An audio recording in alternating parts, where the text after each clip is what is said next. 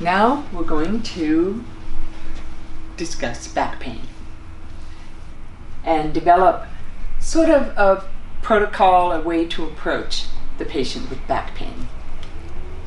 We need to consider the anatomy. I'm drawing the vertebrae, just starting with L3, because that's really most of the time that we have a lumbar issue, it's going to be in those lower 3 lumbars. But also, what people fail to overlook is pelvic girdle pain, which stems from the sacroiliac joints and their possible dysfunctions. So we're looking at a patient from the posterior aspect, drawing in some transverse processes. And we'll go ahead and add a femoral neck and a greater trochanter here. And that'll be enough to work with. So one of the first steps is to localize the patient's pain. Where do they hurt the most? The best way to do this is an actual physical exam. When you put your hands on the patient, best to have them in a gown. And what you're going to do is place your hands on the iliac crests. See if you can palpate the PSISs.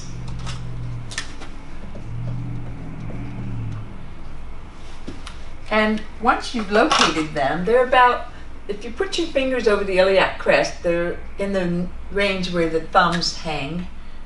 They're about 4 inches apart in women and maybe 2 to 3 inches apart in men. And once you've localized those, you have your hands on the iliac part of the sacroiliac joint.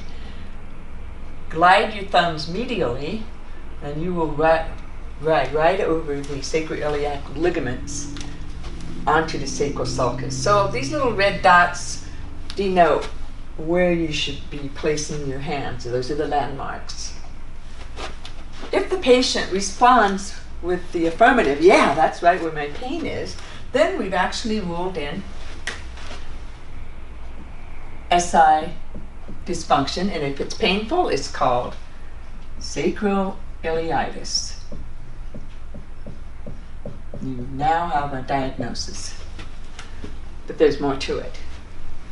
Let's continue our exam. We mustn't leave out the lumbar spine. So with our hands on the iliac crest, if you drew a horizontal line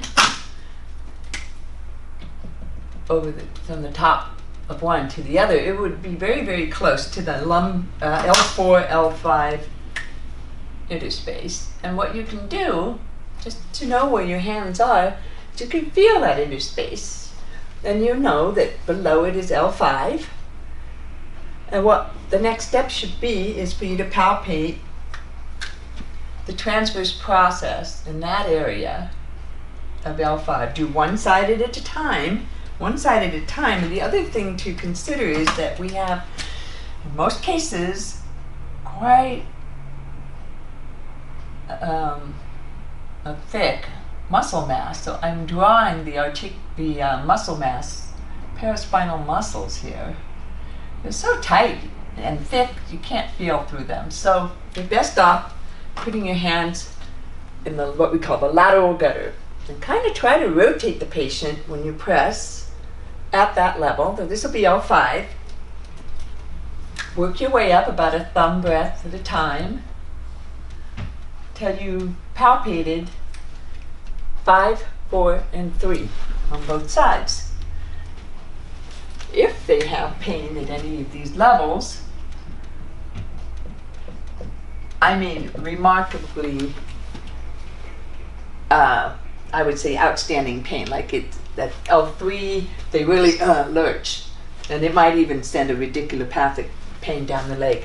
You are obligated at that point to proceed with your L3, 4, L4, 5, L5, S1, reflex, sensory, and motor evaluations to see if there are any focal neurologic signs that would warrant you getting an MRI. I'm going to go back to the next step when we do have positive for sacroiliac pain. The next step here is for us, you might even get a patient with symptoms in both these areas, the pelvic girdle and the lumbar spine. And you'll be very busy for that short 20 minutes that you have with your patient. But barring that, this is the framework that I'm offering you. So what we want to do is determine the restricted sacroiliac joint. So that's our question. And I'm going to give you two methods. One is the forward bending test. And just like the name implies, you have the patient bend forward, if they can. In this test, when we have a restricted sacroiliac joint, the sacrum is going to carry the ilium. It's going to be moving as a unit, rather than the sacrum moving first, then followed by the ilium. So when you are comparing both ilia, by having your thumbs on the bottom part of the PSIS, so in the relatively same position, as the patient bends forward, normally the lumbar spine will flex, then the sacrum will be carried, and both ilia should move simultaneously. If you have a restricted SI, let's say in this situation, this is the right side of the patient, when that patient bends over, when there's a restricted right SI, when the motion reaches the sacrum, it's going to carry the ilium on the side that's restricted. Your experience would be that that PSIS moves first or farther.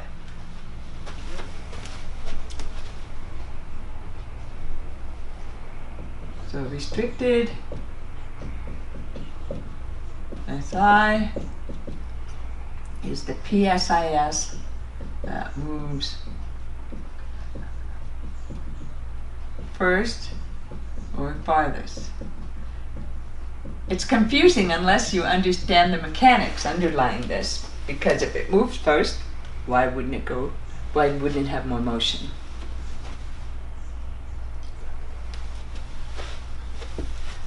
Oh, this is looking from the back. I'm so sorry. Let's put this as left and that as right. Still, if you follow the principle of having your fingers on this PSIS, and that person bends forward, and this one moves first, that's because the sacrum and the ilium are moving as a unit. I just wanted to clarify that. Okay. The second method, you may have a patient who's not capable of even standing for you or bending far enough for you to assess the sacroiliac joints by this method. So we have another technique to do with the patient's supine. I'm going to put parenthetically supine. And I call it the comparative outflare of each ilium with the other. So basically, you're going to, these are the ASISs. You're going to place your thenar eminences just medial to the ASISs bilaterally. You're going to direct your contact toward the sacrum. So it'll be at about 45 degrees. And I'll be showing you this shortly. Once you have that firm contact, you're going to try to outflare each side. Now, if it's restricted on that side, you'll feel it go down more, but it'll also, you'll feel resistance, and it'll cause the other side to rock up. So there's different ways of sensing the restricted sacroiliac joint. Compare iliac outflare.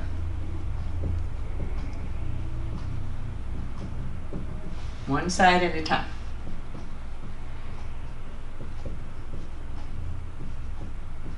I caution you against rocking the patient without, because you're in essence rotating the lumbar spine. You're not getting information about the sacroiliac joints. You're just rolling the lumbar spine. So it's how you do this will determine if you're zeroing in on the sacroiliac joints. Okay, I think what I'd like to do is just finish up our palpatory portion. I've gotten into 2 tests. I will go over a handy method for reviewing the lumbar nerve roots. So far we've evaluated the SI joints, the lumbar spine.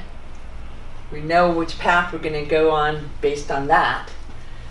But let me draw your attention to a muscle that attaches, let me use blue, to the greater trochanter. It originates just below the PSIS on the sacrum. It's called the piriformis muscle. So if you know where your PSIS is, you can use that as a guesstimate for one end of the piriformis and find the top of the greater trochanter. And along that line, under your palpating fingers, is where the piriformis muscle is. 25 to 30% of the time, the sciatic nerve exits through the belly of this muscle. The other alternative is it comes out just below the muscle. But when that muscle is hypertonic and contracted, it will compress the sciatic nerve to create symptoms similar to sciatica. Generally speaking, this sciatica does not pass below the knee. So those are just some general ideas, but it's really helpful to evaluate this muscle. Once you've located its 2 ends, you can press with your thumb and ask the patient, is this painful? Or they'll say, I have pain going right into my buttock.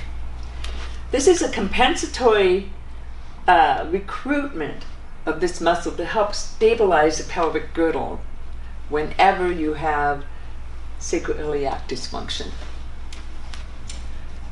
Often if you correct the problem at the SI joint, the piriformis muscle returns to normal tone and the symptoms of sciatica resolve. Okay, so that really covers the territory for the exam. In a moment we'll go into demonstrating these for you.